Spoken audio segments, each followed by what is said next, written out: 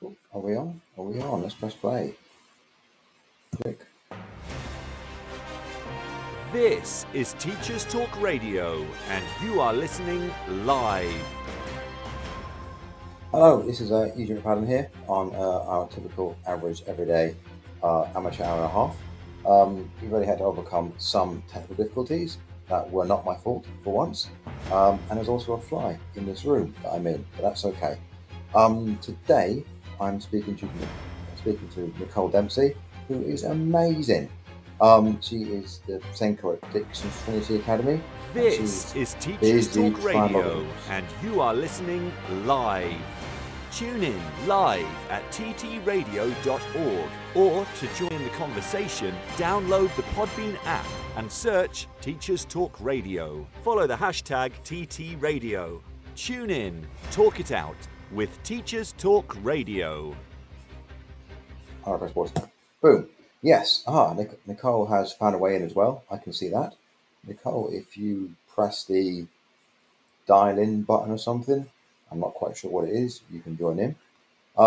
So yes, today we're speaking to Nicole Dempsey, who is like the Super Senko at Dixon's Trinity Academy, which is it was a free school, I think, up north somewhere. He said, living in Cornwall.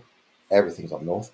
I've seen Nicole speak, and actually she is very good at sacrificing, skewering some of the kind of like sacred cows of SEN, which is what we're going to be talking about today. Hopefully no one can hear that fly, which is buzzing around. So Nicole, if you like press dial in now or speak, can I invite you to speak? Can I press a button and do that? Invite a speaker. You send your invite. You sent me a new message as well. I can't see anything saying dial in. Right, Nicole, I've just sent you a thing saying inviting you to speak. So you're listening. How about now? I'm not quite sure. Okay, we will figure something out while she tries to press the button. I'll try and send it to her again. Okay, so Dixon Trinity Academy. Dixon's Trinity Academy, he said, kind of like stalling for time, is it's academy. I guess it's now an academy chain up north, and they do some incredibly interesting things with SEN, and got some really interesting viewpoints as well. Partly around the idea that getting inclusion right isn't some like little tack on thing. It is in fact it is basically your most essential thing that you do.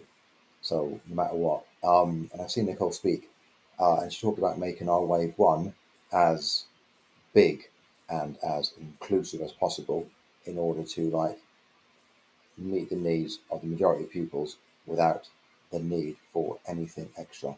Can you say something? I can't say anything. Nicole, listen. I have invited you to speak on the app. Try that, Nicole. That should be there. Who knows? See if that works. So they basically got their wave one to be as all inclusive as possible. We're going to be talking as well about how sometimes in education there is a bad habit for successful schools to do really successful things, and then other schools don't get the context, don't understand the context, don't really get what they've done, kind of import their idea of what the successful school has done, and then make their school worse. So Dixon was at the forefront of the we're not using TAs approach, which they could do because they were a free school and they basically looked to have more teachers in the classrooms. So you had 2 teachers in the classroom, so you wouldn't need that kind of TA intervention. Other schools, I'm aware of, heard that they weren't using TAs and got rid of all their TAs, which obviously is leaders not actually paying attention to what is going on at all. I'll try and send Nicole another invite. No. If I press that button, add admin. Okay, okay. So I'll tell you what I'm going to do. I'm going to play the news while I try and speak to Nicole and try and get her up to speed. Right, press that. It's time for a fresh start to language learning. Pearson EdXL's new student-centred French, German and Spanish 2024 GCSEs cater to the needs of all learners, regardless of their background, ability or reason for studying. Rooted in learned language knowledge, their assessments are transparent and accessible, allowing all students to showcase their language skills. Through inclusive and relatable content, the new Pearson EdXL MFL GCSEs build a shared cultural capital that helps students develop an understanding of and appreciation for the wider world. Find out more at go.pearson.com/MFL GCSE 24. This programme has been brought to you by the Happy Confident Company. Our clinically approved, ready-to-go wellbeing and mental health programme will help your pupils thrive. In only 10 minutes a day, you'll be able to deliver social and emotional learning and wellbeing tools throughout your school. To find out more, visit us at www.happyconfident.com. This is Teachers Talk Radio, and this is Teachers Talk Radio News.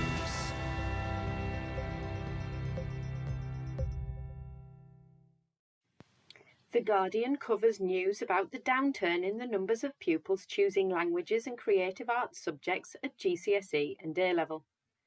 The article quotes provisional figures for England, which suggests the exam entries for languages such as German, French and Spanish have fallen at A-level by as much as 17%. GCSE entries have stayed broadly the same. The article goes on to contrast this with the rise in A-level entries for computing by 15% on last year and a 12% increase at GCSE. Business studies is also increasingly popular at GCSE.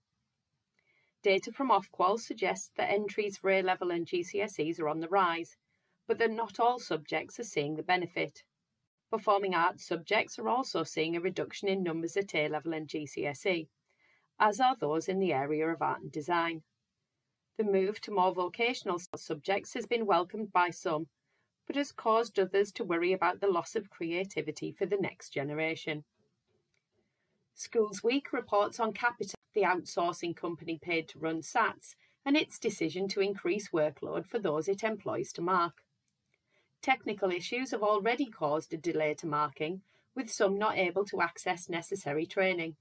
Now teachers say the rates they are paid are also being slashed. Rate cards show how those marking some SATs papers could receive as little as 2p per segment, down from 6p last year. And whilst the overall fee this year is likely to be similar to last, the number of responses markers are expected to mark has increased by over 50%. It is feared that this could lead to rushed marking, which may then lead to errors.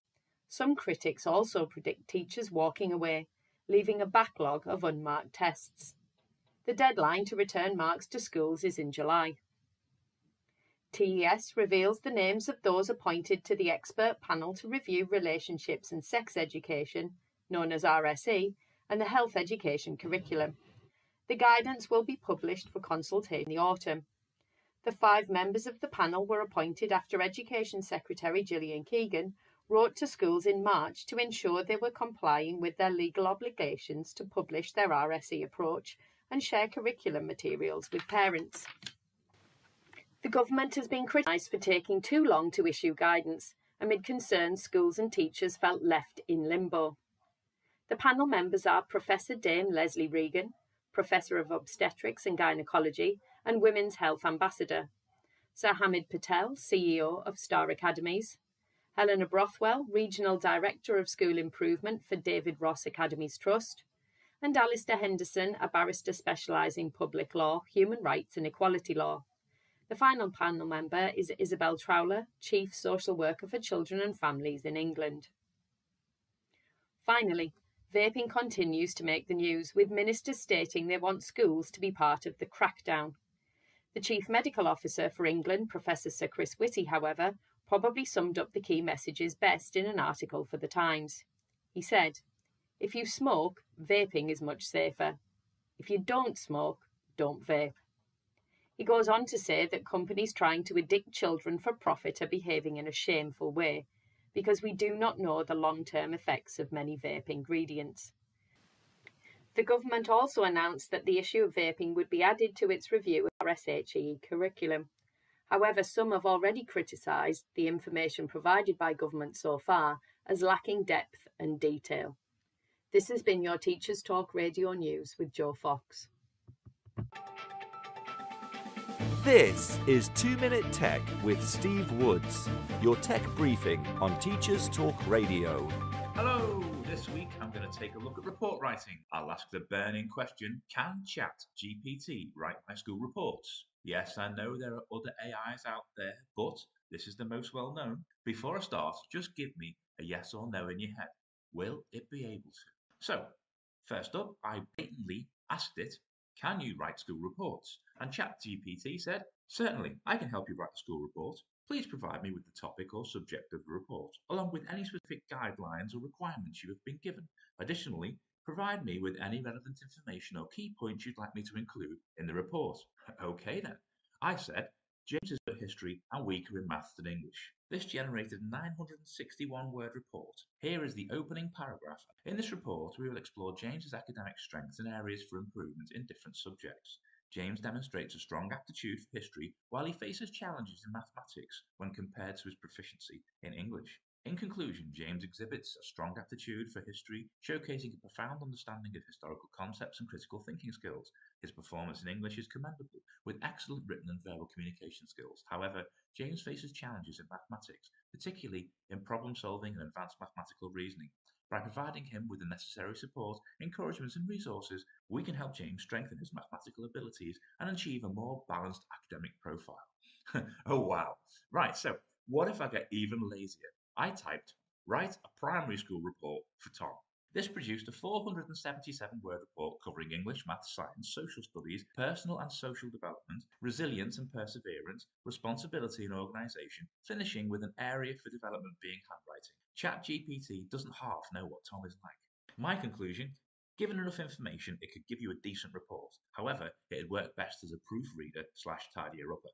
Give it a brief report and ask it to make it look more professional, or ask it to write the same report in 5 different ways. Letting ChatGPT give you the vocabulary will save you time. Just remember that it uses American spellings. Quite frankly, I was quite blown away by what was produced. This is definitely a time saver when you're trying to say the same thing in different ways. Do you use AI to help you with anything? Let us know at TT Radio Official. I'm Steve Woods, and that was 2 Minute Tech. 2 Minute Tech with Steve Woods, your tech briefing on Teachers Talk Radio. That's it. Excellent. We are good to go. Right, I'll take your invite.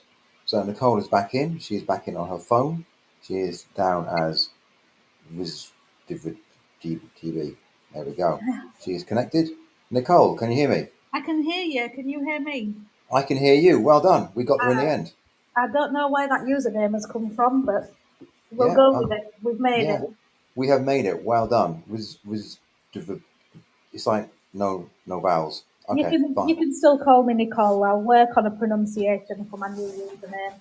I think that works well. Okay, let's do that. So, do you want to tell everyone a little about yourself? Yeah, you did a pretty good job of introducing Dixon's, which must seem very, very far away. I don't know if you can hear background noise where I am. I live under the flight path of Leeds Bradford Airport, so there's nice. background noise. It's aeroplanes that are very low over my garden. Nice. So I'm Nicole Dempsey. I'm Director of SEN and Safeguard for Dixon's Academies Trust. Dixon's has 16, soon to be 17 schools across Leeds, Bradford, Manchester and Liverpool, but mostly in Bradford. And we have primaries, secondaries, all through sixth form, but mostly secondaries. So that's kind of a snapshot of what Dixon's looks like. And it is a mixture of new free schools and turnaround academies that were formerly something else and are now Dixon schools. And one thing that is important to say is that the schools are all very different to each other. One of our core beliefs at Dixon's is aligned autonomy. So we align on things where we think that that's going to be beneficial and meaningful and worth the effort. But the schools are all very much autonomous, depending on where they are in the journey, the local community, what are their priorities at the minute. So there isn't really a Dixon's model as such, other than kind of the overall mission and some key facts. When I'm particularly talking about Dixon's Trinity Academy, as Eugene mentioned, which is a start-up preschool secondary in Bradford. That I wasn't there at the very beginning. I joined when it had been open a year, but I was the first Senko and had a really, not unique because it's not the only start-up preschool, but I had a really, really special opportunity to start a SEN department and provision and everything from scratch with nothing to undo, designing everything exactly as I would want it. And not only that, but having kind of the team of people around me that were motivated and willing to support that, which is, I think, maybe the factor that isn't as easy to achieve as opposed to just being a start-up. And we did try something different, and it did pay off really, really well. And now I'm working really hard to try and work out how we can take what we learned at Dixon's Trinity and what we're still learning at Dixon's Trinity, because it's still doing really well, and apply it in lots of different contexts. How does it work in primary? How does it work in schools that have got kind of a long history of maybe not meeting children with SEN's needs very well? What do we do in schools that are full of teaching assistants? I'm at the beginning of a massive learning curve myself at the moment, trying to learn as I go along how we can benefit many more children from what we had the opportunity to learn at Trinity. What's because obviously you started off as like a free school, and you had that kind of like that blank sheet where you could just run with things, which is quite exciting. What's been your biggest bit of learning about how you help other schools to be as good as Dixon's was? Sorry. So I kind of learned the hard way fairly early on that you can't kind of pick up and replicate the specific, what I call artifacts of inclusion as they exist at Dixon's Trinity. There's some things that Dixon's Trinity is really well known for, which is basically the double staffing, which you mentioned, having additional teachers, no teaching assistants, no SEN department, but we've got Mountain Rescue, which is a pastoral department, a big multidisciplinary pastoral department. And there's other things that are unique about Dixon's Trinity as well. I wasn't the only person there that had that really took that opportunity to innovate and do something different. There's lots of things that are quite unique about Dixon's Trinity. So everything kind of works together in a way that makes it really difficult to replicate. But something that is really powerful and I feel very confident about is the kind of underlying principles, the evidence and research that underpinned our decision making at Trinity. That absolutely is valid for everyone. And I think for me that kind of hits the nail on the head of what is often going wrong for our children with SEN in mainstream schools, that we operate on the basis of a lot of habits and received wisdoms, and this is what everyone does, to such an extent that things feel like you have to have them when really you don't. Instead of looking to the evidence base and looking at what research is being done, because actually there is research and evidence that would steer us in another direction if we only engaged with it. So I tried to share them kind of the reasons for decision making as opposed to the outcomes of our decision making, because you cannot go into a school that's twice as big as Dixon's Trinity, that's stood on that site for 100 years, and close the SEN department. No, that's not going to help anyone. It'd be awful. But how would you move them forward then? Just that kind of like that general kind of gradual nudge of like, evidence says this, here's our like route map, or like it's difficult to generalize And also I wouldn't, there are things that happen slowly because the cogs turn slowly in big schools, and that can be an inevitability. But I would say that we try as far as possible to move really quickly. I always have in the back of my mind that we're waiting for the SEND and AP improvement plan to come to fruition. We were waiting for the Ofsted's new inspection framework to prioritise SEND better. At one point, we're always kind of waiting for the solutions to come down to us from above. And even if it does happen, even if we do see reform based on the SEND and AP improvement plan, it's not going to be anytime soon. And it is always in the back of my mind that the children in our schools now don't have time to wait. Yeah. And that when I'm supporting a school, I'm trying to find what we can do that's going to be really meaningful and sustainable, but also that is going to start to have impact quickly. And it's a boring answer, I'm afraid, but the starting point should always, or I've found should always be the statutory baseline. Is your SEN register accurate? Is your assess, plan, do, review process actually delivering what it's supposed to deliver?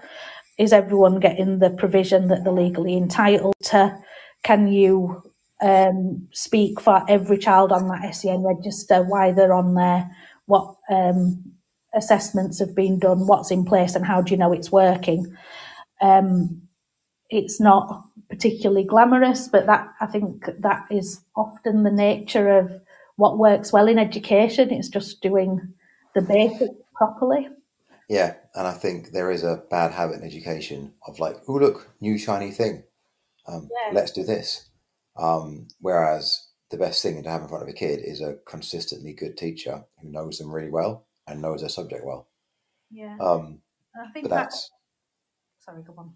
No, go on. I was about to say, that's not glamorous though. What are you going to say? What you tend to find when you go into pretty much any school is that they'll have some paperwork there to support the children with SEN, that they've identified. It might be a pupil passport or a pen portrait or something like that, and it is delivering some information to the classrooms, but those documents and the processes that sit around them tend to be very flimsy, that they might have a document that is technically shared with all staff, but it's shared in a very passive way, so maybe emailed out at best, but usually on a shared drive that we're relying on teachers to access. And I'm a firm believer that no one becomes a teacher to let any of the children down, that the teachers are not ignoring those documents. But it's a really hard job being a teacher and trying to read all the bits of paper and assimilate all that information into your work is not easy. With the best will in the world, probably not possible. And then quite often those documents, they'll have key information about reasonable adjustments and information that you might need to know about that child. But even if there are targets and strategies to meet those targets, there isn't any process for meaningful review to make it measurable, to involve all stakeholders.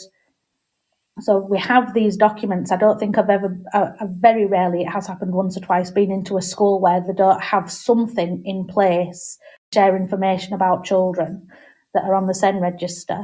But quite often that process is almost superficial in that it doesn't really move children forward. It doesn't really. So as boring as it is, the starting point is to look at that. Does it carry a meaningful assess, plan, do, review process? Are you making time to actually sit down with teachers and review what is written on those documents? Are the things that are written on those documents things that can actually be done by a teacher in the classroom? I've seen so many that say things like pre-teach vocabulary. Well, in a high school, if you're pre-teaching vocabulary, if a child has got that on for every lesson they go to, when are they going to receive that? Are the teachers coming in at 5 o'clock in the morning? Yeah. It's just not something that's possible. And making sure it might not be rocket science, but that there's the things that are written on them are things that the teacher can actually do. Another really common one is use a laptop. Well, the kid's either bringing a laptop or they aren't. The teacher is probably not going to have a stash of them in the classroom to give out. So trying to make that process, the assess, plan, do, review process, really real through that document, but targets that the child is actually needing to work on, strategies that teachers can actually deliver in the classroom, and then meaningful review where you sit down face to face and you review those documents, have the conversations, and the usual, a really typical response is that we don't have time for that. That's going to be really difficult to implement, but it's not optional. It's a statutory process.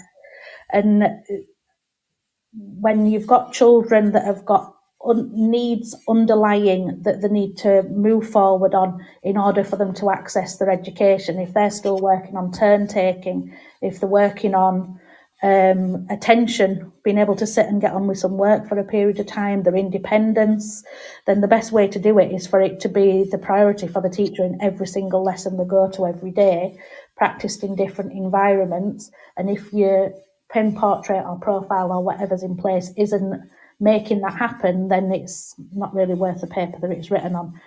So boring as it is, making sure that that's up and running and working well is always the starting point.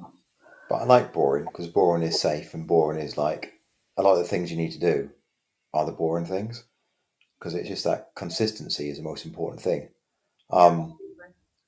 But getting consistency in any school is your eternal problem. What I did like about, because I saw you at a talk for the Cornwall Association of Secondary Heads, and I loved your lip arts you had, and I think the best one was the one of the school with the disabled access around the side. Yeah.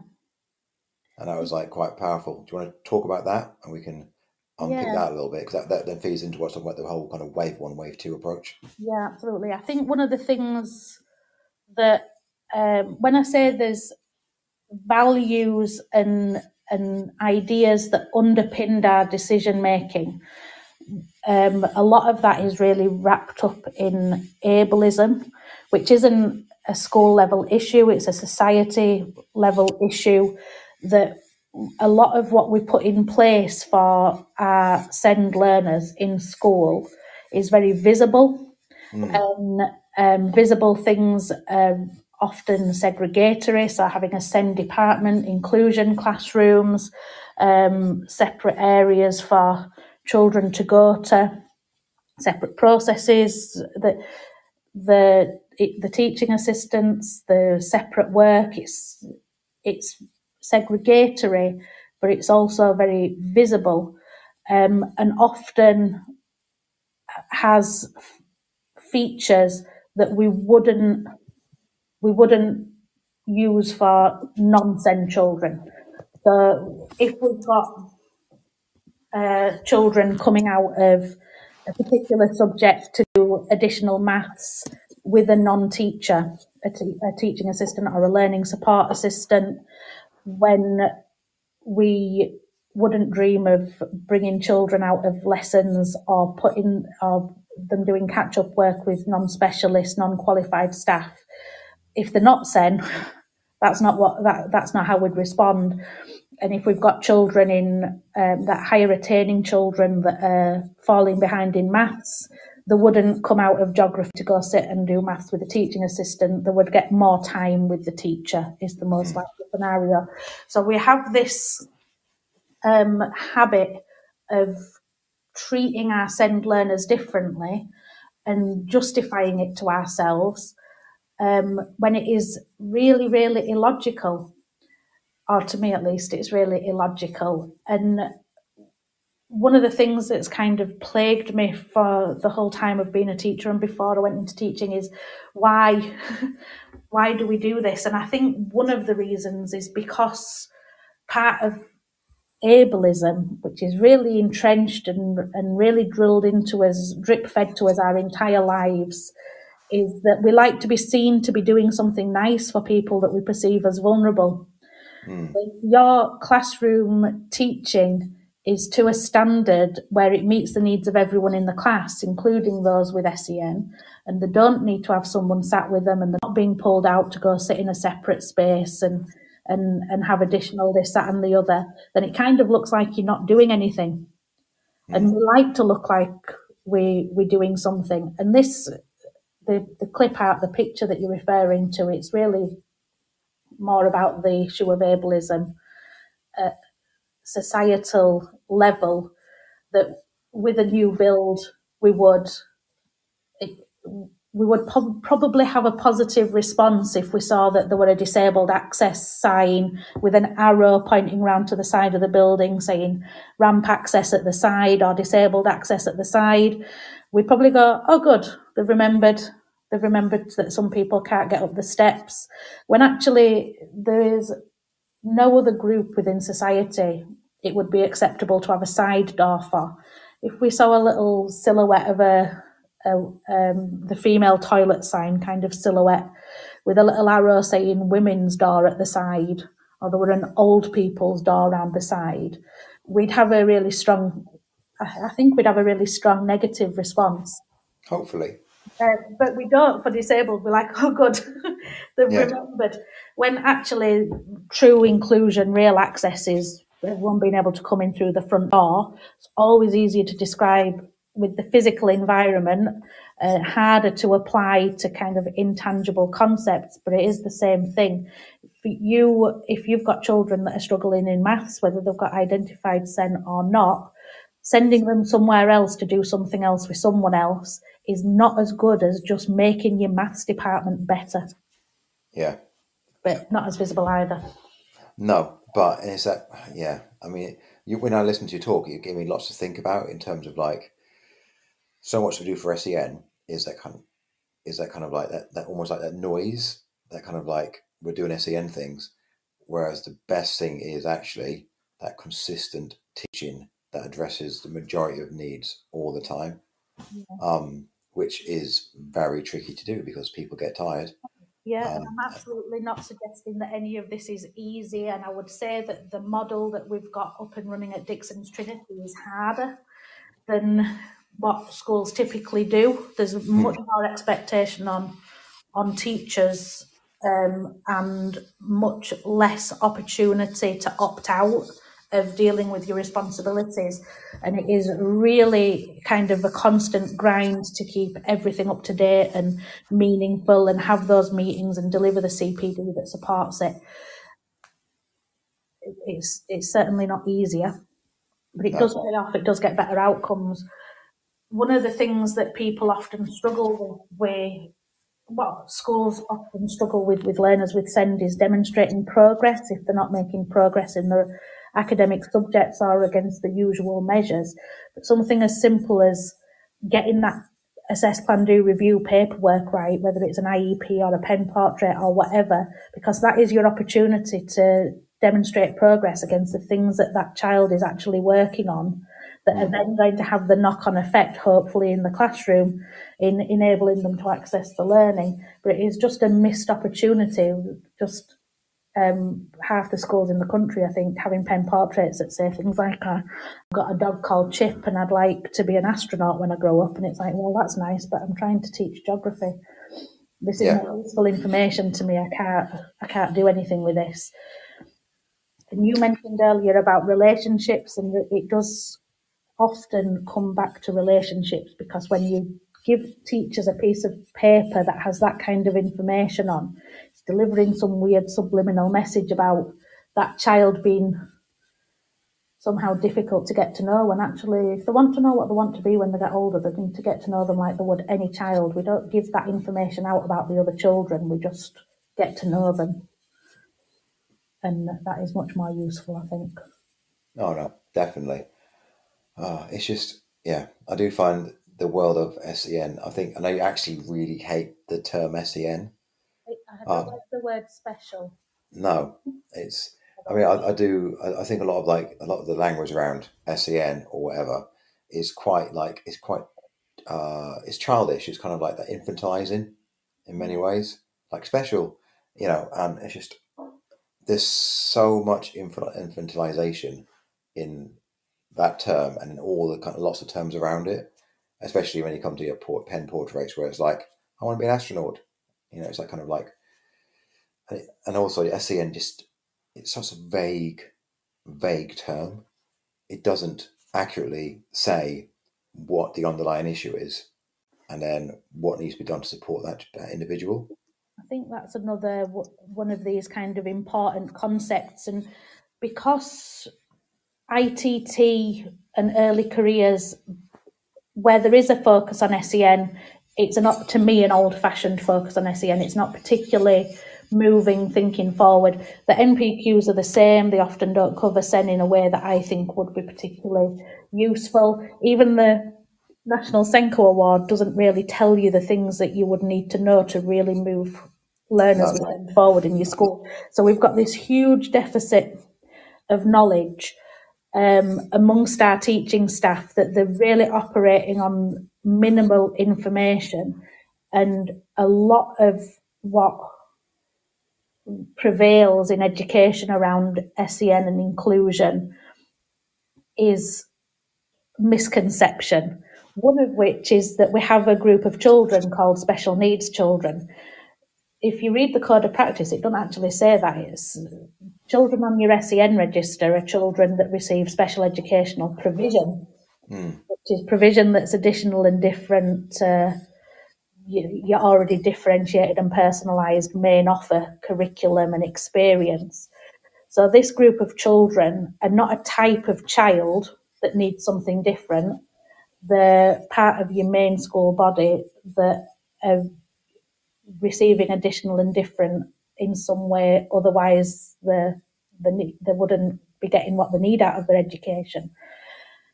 So I'm back to the boring statutory baseline, but quite often people are constructing their SEN registers around who's got a diagnosis or around who has something that is atypical in the context of their school, when actually the SEN register should be a list of children who receive special educational provision. Anything that's additional and different to what you typically do. And because we've got this misconception where it's become kind of conflated with diagnosis, or it's become almost like we're talking about a type of child, then we get this homogenous group of children called SEN that just don't exist. It's not a type of child. There's so much diversity within the concept of SEN. Even two children that have got an EHCP and the same diagnosis are not going to be anything like each other. And the most frustrating thing is that is the wording of the Code of Practice, and we are getting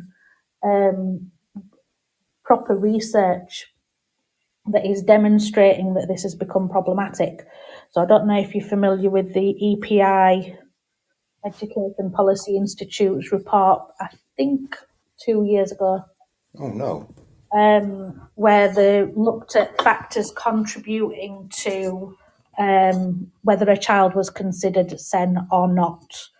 And quite an extensive piece of research, and it's a really interesting read if you ever get a chance. But they found that label has more to do with factors in the school and local authority, particularly whatever their history of SEN and inclusion looks like, than anything to do with the child.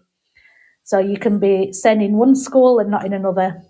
Yeah. In one local authority and not in another, because it is really more to do with whether that school or local authority has a history of labelling children as SEN or not, than anything to do with the child themselves. And if you go back to that Code of Practice definition, that it's not a type of child, but children that receive provision that's additional and different to the main offer, we're really talking about the extent, scope and quality of a school's main offer as to whether they're going to have children defined as SEN or not. That's a really good point. Is it the Identifying Pupils with Special Educational Needs and Disabilities, March 2021? Yeah, that sounds right. I have found it. Excellent. Yeah. I'll add it to my to-be-read list. I've got a massive to-be-read list. which I haven't hacked through. Although I am hacking through culturally responsive teaching, which you spoke about as well. Oh yeah, a lot of what we were doing 10 years ago when I first was a SENCO at Trinity were based on kind of my own vision and values around inclusion, and I learned a lot. I'd previously worked at MenCap, and the previous school that I'd worked at had kind of formed my views, but a lot of what we were doing were just based on, let's try this isn't working, so let's do something different. And it's quite often been the case that research and evidence has appeared after, and we can say, oh, this supports what we were doing, or this makes sense in light of what we were doing. One of them is the EPI report. We had mountain rescue and double staffing and had kind of discarded the SEN label to the extent that we can in 2014, and that EPI report came out just a couple of years ago. But it's like, oh yeah, this is what we meant.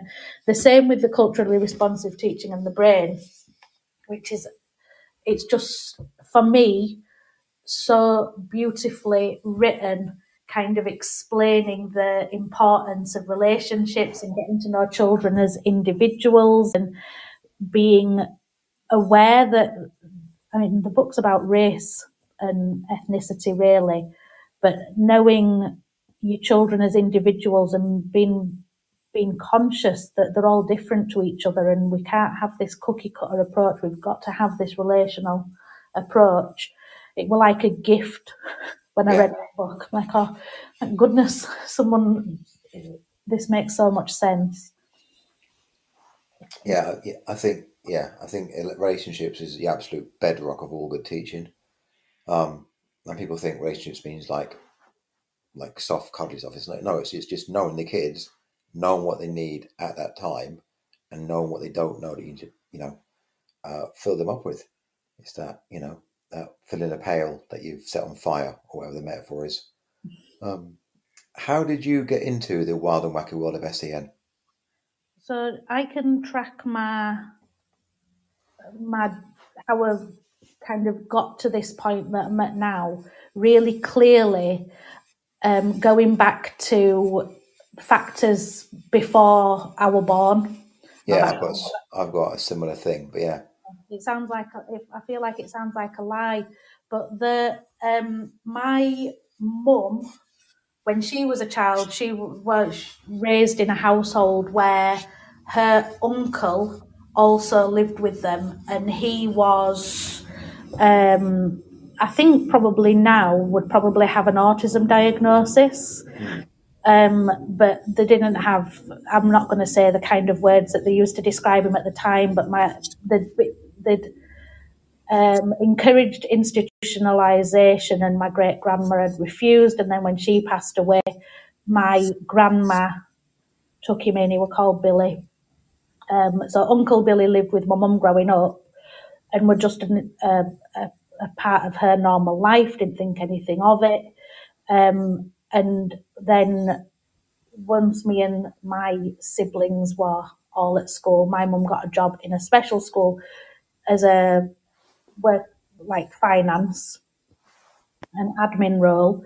But she'd been hugely influenced by her upbringing and being raised alongside her Uncle Billy, who was a really important person in her life.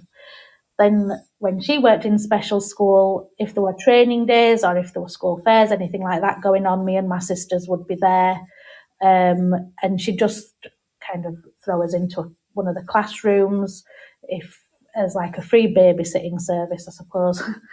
We'd be hanging out with the children in that special school, and that just became a part of our normal life. From me being 13, I was volunteering at summer schemes and residential short breaks and things like that. So it's always been part of my life. Whilst I was at uni, I got a job with MenCap, Housing and Support.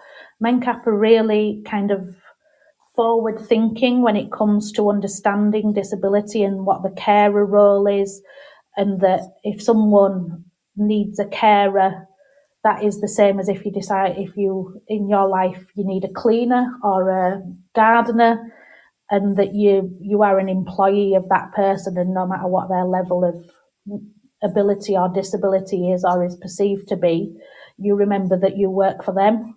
So they are they're the employer and they're the controlling factor in the relationship. That were really, really influential in lots of things that I learned at MenCap. And I was a teaching assistant in a special school for a couple of years before I decided to go into teaching. And by this point, I had a really kind of clear, it's not quite accurate, I don't think, but a really clear understanding at the time that the children identified as SEN that were in special schools were typically getting a really good deal, and children not identified as SEN in mainstream were getting a pretty good deal. But it was the children identified as SEN in mainstream schools that were just getting the worst deal of all of the children. And I just wanted to play my part in doing something about that. So I only became a teacher because I wanted to be a SENCO, and I only became a SENCO because I wanted to disrupt. Which I think I'm doing okay. I've done a little bit of disrupting. Just a bit. No, that's I think that's all we can. All we can do is good SENCOs is just because the system is so incredibly creaky. It's just part of doing good. Is just kind of like making the system a bit more disruptive. And I could talk about EHCPs till the cows come home and how much I think that's nowhere near where it should be, for lots of different reasons. But especially I think SEN is just, I've seen the green paper, seen, all the kind of the government ideas, and it's just, SEN seems to be, from a societal point of view, or from government at least, like not even a bolt-on to things. No, it's an entirely separate conversation, but then that's part of that same thing.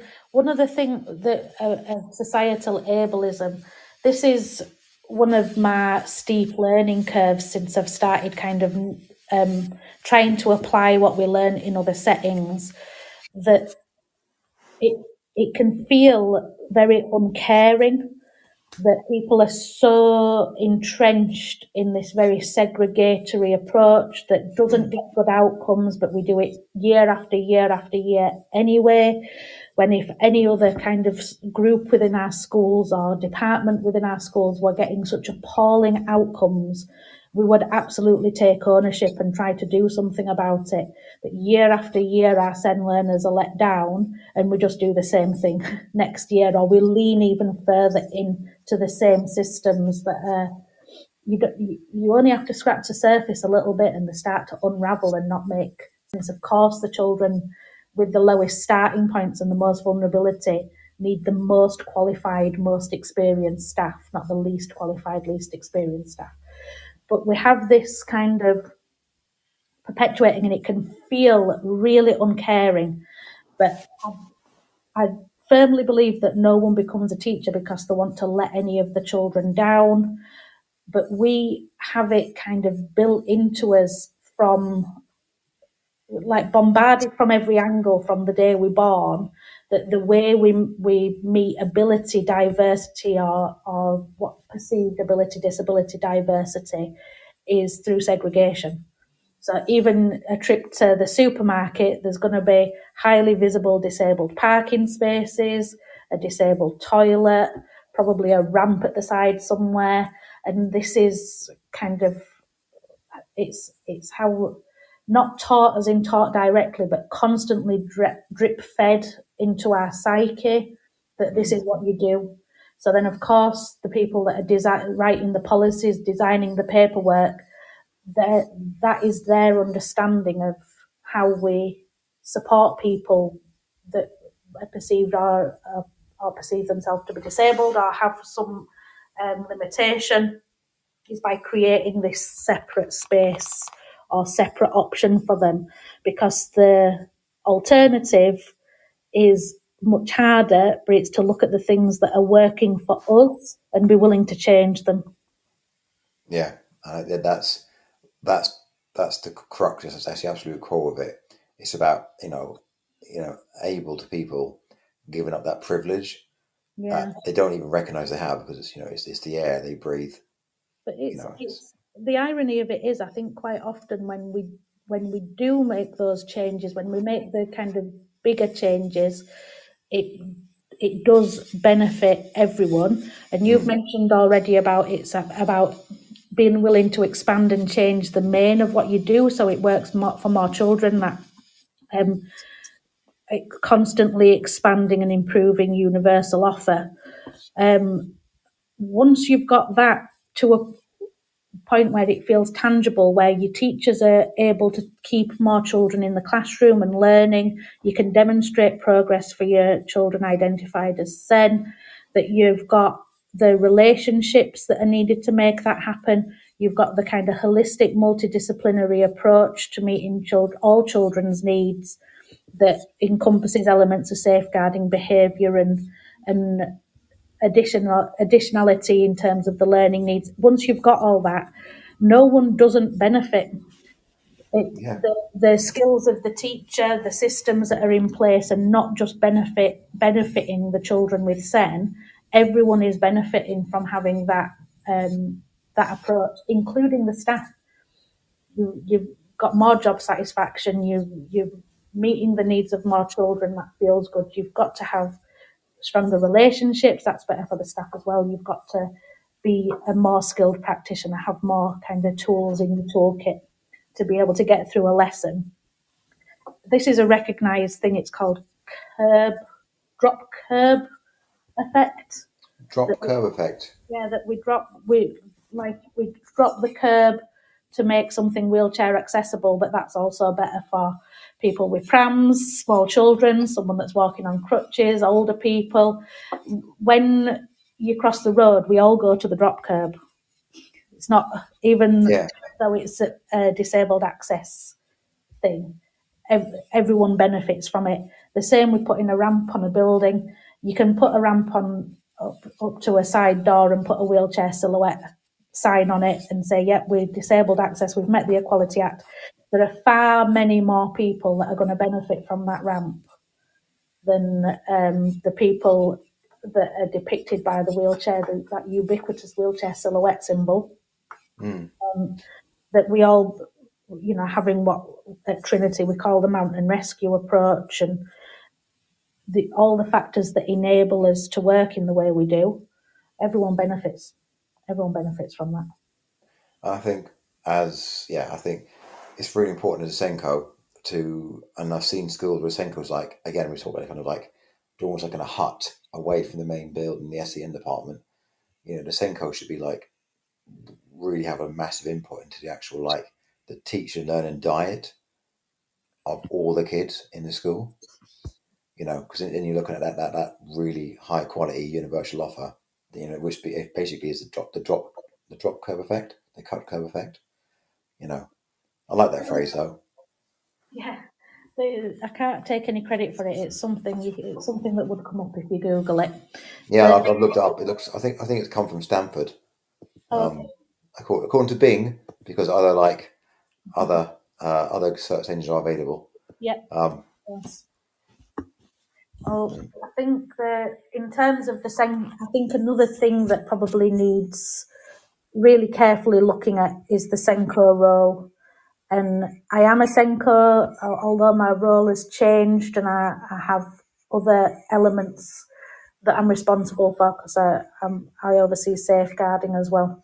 My heart's a SENCO, and I'm only in teaching at all because I wanted to be a SENCO. But I think the way the role has evolved is not only not viable, it's not a possible task for one person to undertake. Yeah. I think it might be actively harmful, because as long as there is a person whose job it is to deal with the children with SEN, that is delivering some message to the staff, to the families and the community, the children, that is, again, the way to do things. If you want everyone to be responsible for SEN, I think you probably need to not have a SENCO, and make everyone be responsible for SEN. Don't do that though. Yeah, because that's not allowed. You're not allowed to have that. That's like against. Ofsted will be really unhappy with you if you do that. I was the SENCO at Trinity, but because we had the mountain rescue approach, it were really collaborative leadership between the leaders of SEN, safeguarding and behaviour, and other areas of pastoral, running that department together. And that, I think, is one of the things that were most powerful, because not only were we able to run it as a multidisciplinary team and meet the needs of children, they're on the SEN register, but they're also very challenging behaviourally. They're also very vulnerable from a safeguarding perspective. So who's responsible for those children? Well, it doesn't matter. Everything comes out of mountain rescue. Yeah. But aside from that, a kind of not unexpected side effect is you learn about other people's roles. So I never behaviour were never particularly an area of interest for me, apart from the obvious and very complex overlap with SEN and inclusion. But by working collaboratively with the Vice Principal for Behaviour, I've really kind of developed my own understanding of behaviour management and the systems that need to be in place to be able to get through the school day.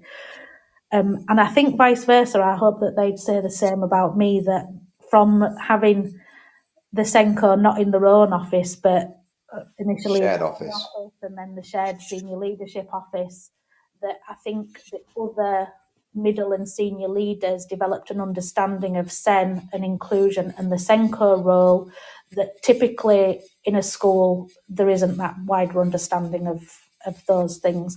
So it makes it easier to have that shared responsibility when people have any idea what the SENCO is doing day to day. So you do have to have one, it's statutory. I do think there's probably an ongoing role for SENCOs because there's so much bureaucracy. Oh God, yeah. Single point of contact for parents. And I tell the SENCOs at my own trust that the SENCO is not responsible for SEN, they're responsible for making everyone else responsible for SEN. I'm going to steal that. Yeah, steal it. I'm stealing that.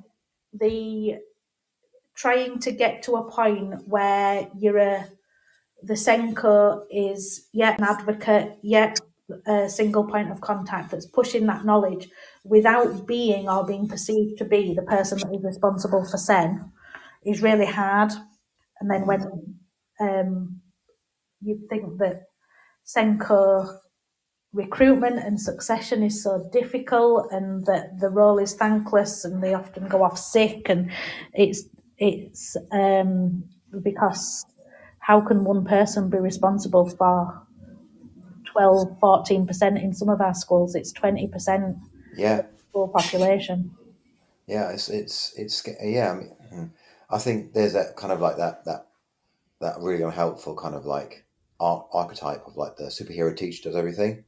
There's an equally unhelpful archetype of the SENCO who's like is responsible for all SEN issues in the school. Yeah. And then you got teachers coming to you, you got parents coming to you, you got kids coming to you, and then you got the bureaucracy coming to you as well. And that's just how SENCOs get burnt out, especially like smaller primary schools where like the SENCO may also be the head teacher and the DSL. And more and more often finding SENCOs part-time, but across multiple schools. So they're full-time, but they're in 2 different or even 3 different schools. And again, this is another thing where the research followed, because Bath Spa University did an ongoing and extensive piece of research about the SENCO role and found all of these same things. It needs to be more collaborative. There's low understanding of what they do. They spend all day firefighting, and then when are they supposed to do all this paperwork? All confirmed in that Bath Spa University report, which again, like all of these pieces of research, really, really interesting read, but really frustrating and depressing. Yes. I'm going to look one up now. Bath Spa University SENCO. SENCO workload. Yeah, Senko There's workload. been a few updates to it because being a Senko through the pandemic was Oh my God, that was even more difficult. yeah. We had the 2021 National Senko Workload Survey. Yeah, Time to review. Yeah. Oh God, yeah. I mean, yeah. I don't know any Senko who's not it's substantial. overworked. But again, I think it's nature of the beast because it is that. And what we basically talked about today is that kind of like that whole kind of societal issue with what SEN means and what should be done.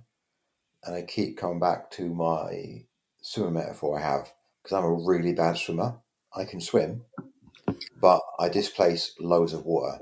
So I'm gonna kind of like I'm swimming and like water's gone everywhere and I'm clearly working really hard, but I'm not moving forward very fast.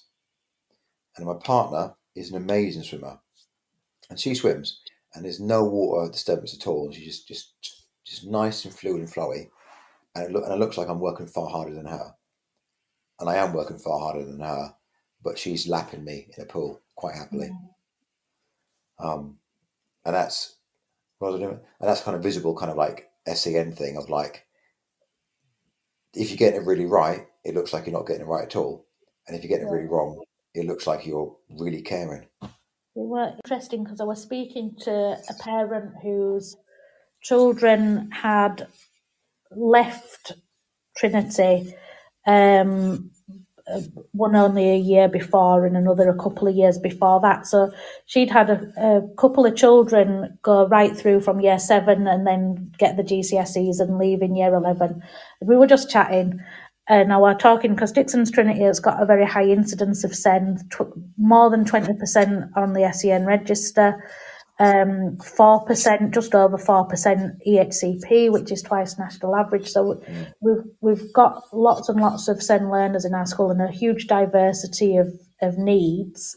And this parent said, "Oh well, I was surprised because I asked my children if there were any SEN children at Dixon's Trinity, and they said no. They said no." We've got children in wheelchairs, we've got children with visual impairments. These are very visible. But just, I hope, because of the way we operated, they didn't know. The other children didn't know. That's kind of what I was trying to do, I think. But it comes down to what you've said. We were, a lot of what we do that has been really successful, you just can't see it. Yeah. It's not visible. There were a point fairly early on when I were a Senko at another school prior to this, and where it almost felt like your department, for a Senko, your department and your team were like your currency. So we'd go to Senko network meetings and Senkos would be saying, well, I've got 15 teaching assistants and they're giving me another room. And then someone else would say, well, I'm up to 17, but I've said I need some more. And we've got an entire block now for SEN. And you're thinking, oh, God, this is literally the opposite Yeah. of what needs to happen. And I think it is that mindset. But I think it's really, because we're actually out of time, but I think it's a really nice image to leave us with, not the Senko's kind of empire building separately somewhere in a school, but the idea that, these kids went to a school and they were like, oh, there's no SEN kids here because inclusion was like so well done. Yeah. And I think definitely a positive, but a little bit unnerving when she said it. But yeah, definitely a positive. But I think for the kid, when you do get it right, when things are going right, kids are so accepting, and they don't go, they don't have this kind of like those calcified adult viewpoints of like that child's in a wheelchair, they've got SEN needs. They just like, that's my mate Billy. It's just And one of the most common questions I get asked when people are trying to get the head round what it is we've done or kind of how we've got away with it is often the kind of rhetoric around the questioning. One of the things I said is that are the other children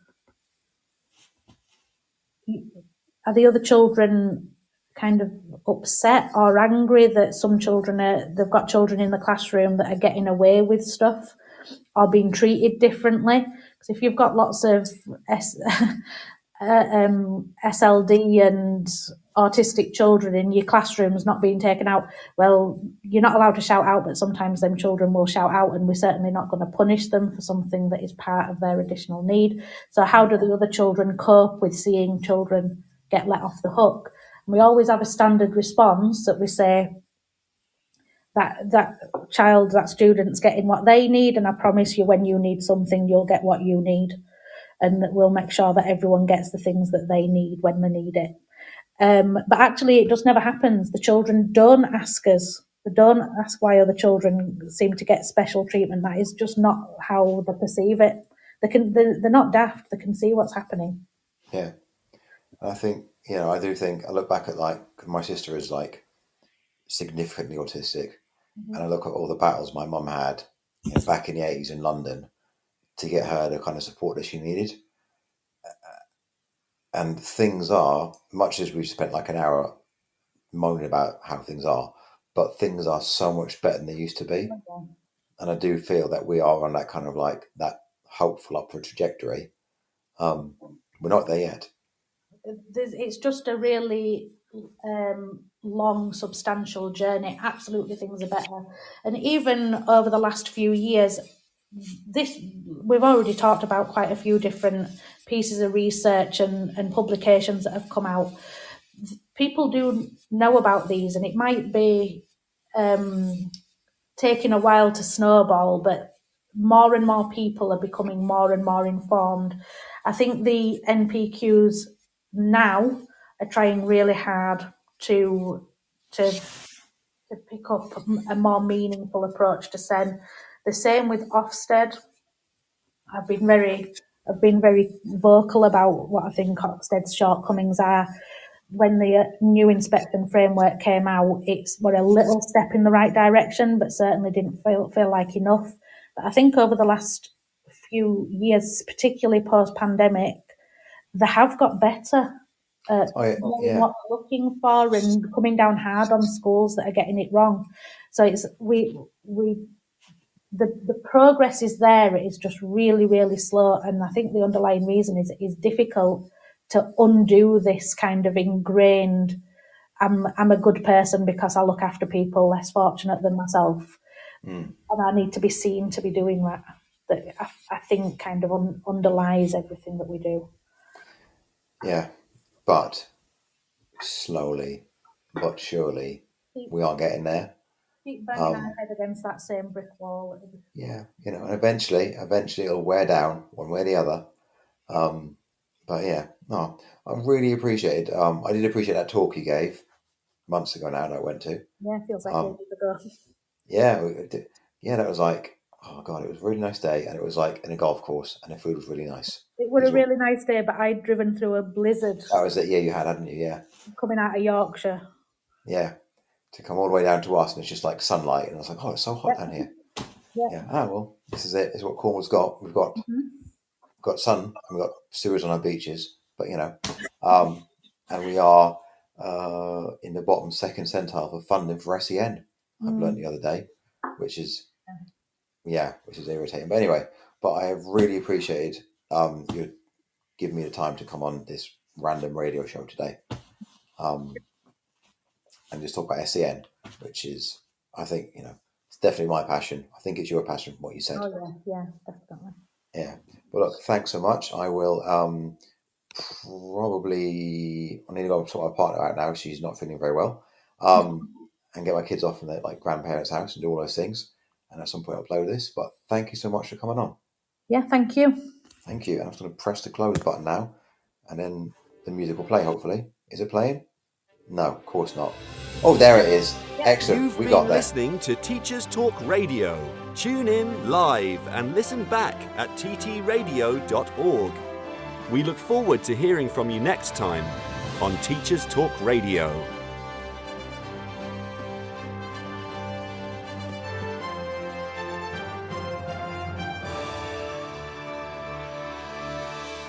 Click.